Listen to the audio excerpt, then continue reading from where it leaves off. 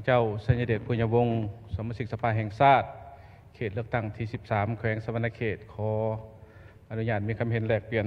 ติดพันกับบทรายงานของรัฐบาลซึ่งว่าโดยรวมแล้วข้าพเจ้าก็เห็นดีเป็นกับภาพและก็ยองยอสมเสยรัฐบาลที่เอาใจใส่คุ้มครองเศรษฐกิจมหาภาค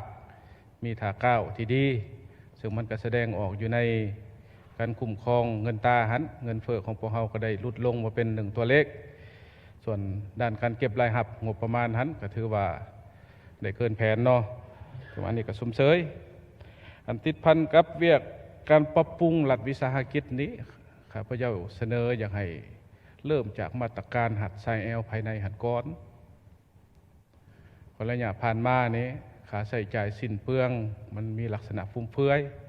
เงินเดือนของรัฐวิสาหกิจของพนักงานอยู่รัฐวิสาหกิจต่างๆมันก็ถ้าเทียบใช้รัฐกรทั่วไปก็ถือว่าสูงหลายขณะมีความแตกต้นกันหลายเกินไปฉะนั้นจึงอยากให้เบิ่งจุดนี้นี่ก่อนเฉพาะเวียกติดพันกับการขึ้นราคากระแสไฟฟ้านี้ถึงว่า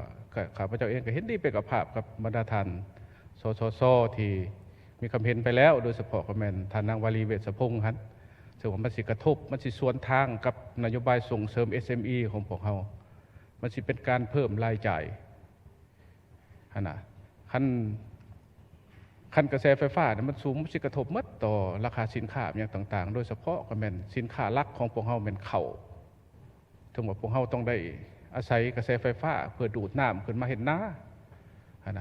ค่าไฟฟ้าแพงมันก็ต้องบวกเขาในต้นทุนราคาเขาก็สิสูงขึ้นและอื่นๆนอกจากการดำเนินธุรกิจของบรรดาหัวหน่วยวิสาหกิจต่างๆขั้นเขาไปบ่ได้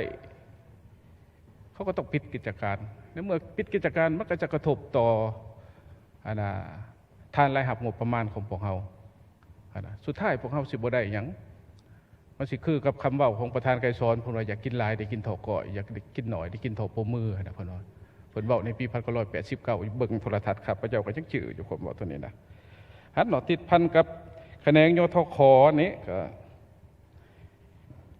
ในระยะผ่านมาบางแขวงเพิ่นก็ควบคุมได้ดี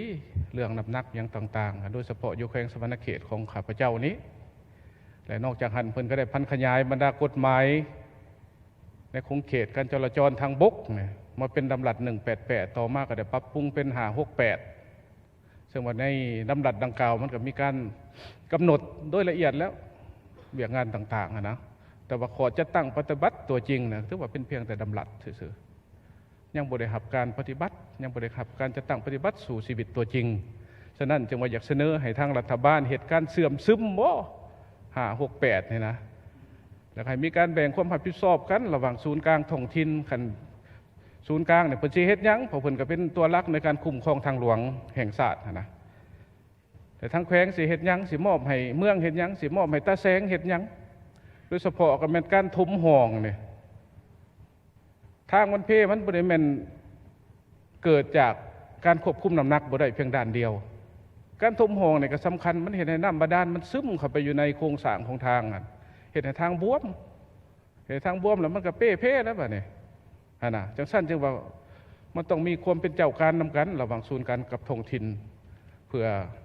สกัดกั้นบ่ให้ทางพวกเฮานี่เป้เสียหายไปก่อนหันนอกจากหันอยากให้มีจุดเขียนถ่ายระหว่างทางน้อยหาทางใหญ่